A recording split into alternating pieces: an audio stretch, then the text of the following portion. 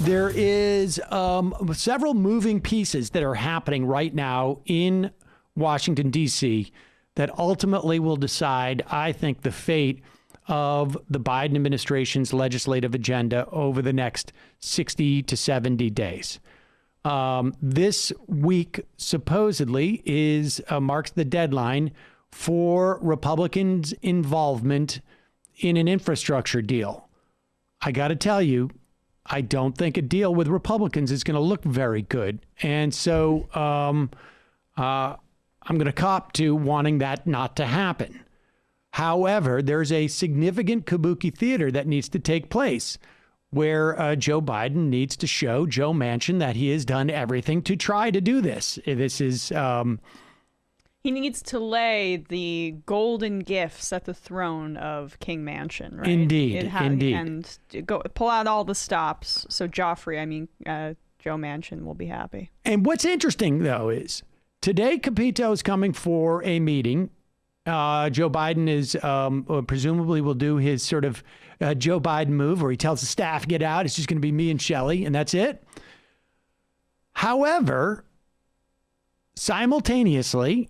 Yesterday, or Monday, I guess it was, yesterday,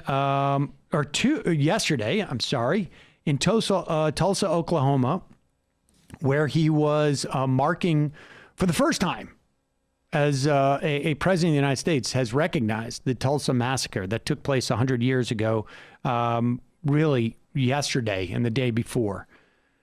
He didn't say them by name, but it's the first time that we've heard Joe Biden get out there and start to put some pressure, really since Kamala Harris was sent to West Virginia and Arizona early in the Biden administration to give radio interviews about the infrastructure bill. Listen to what Biden said. This came as a little surprise to people. But today, as for the act of voting itself, I urge voting rights groups in this country to begin to redouble their efforts now to register and educate voters. And in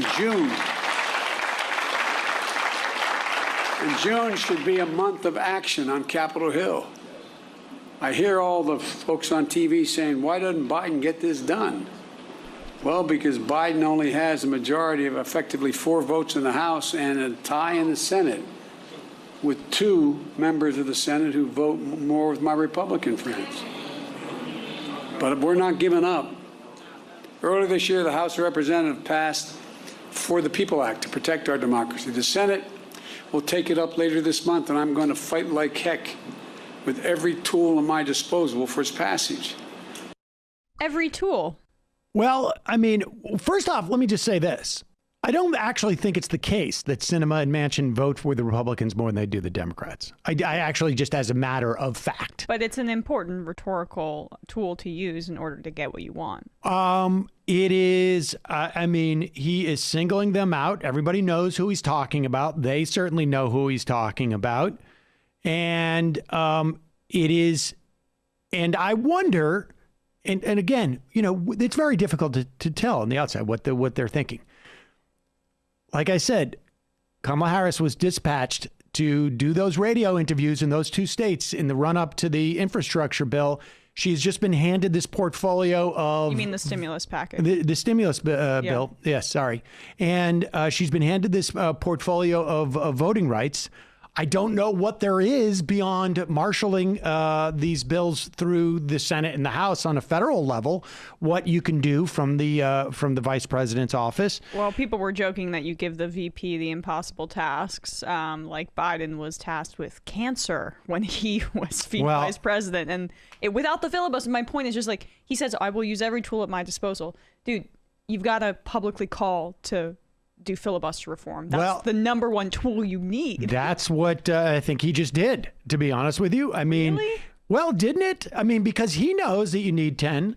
And so he's talking to, and he may be saying, look, I know you don't actually vote with them, but you're enabling them. All we know is that there's a little bit of stick there He's got the carrot with Shelley Moore Capito, showing that I'm willing to reach out. Now, I don't know. This is all speculation he's just on my talking part. about the infrastructure package. There are apparently 10 Democrats who don't want to do filibuster reform behind the scenes, is what these people are telling the Washington Post. So, like, this is narrowly, I think, a stick for the infrastructure deal. Well, it could very well be reconciliation, but he says it in the context of voting rights. I mean, we don't know. We don't know, but it is definitely a slight change. It may be just a reflection of his frustration. However, I hate to be the guy, the pedantic guy sitting around with Joe Biden, although I'm not sitting around with Joe Biden. I seem to remember him saying specifically, give him 6 months. You'll see these Republicans will come around and they will come help us. And I've got some very bad news for Joe Biden. We are 4 days away from 6 months from when his election was finally certified. From when his bipartisan potion is supposed to kick in, right? It could be. I mean, maybe it's 18 days. Maybe it's on his inauguration. Yeah.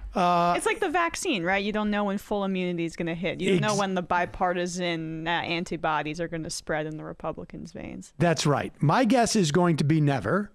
But Joe Biden said 6 months. So we're about at 6 months, and we will see.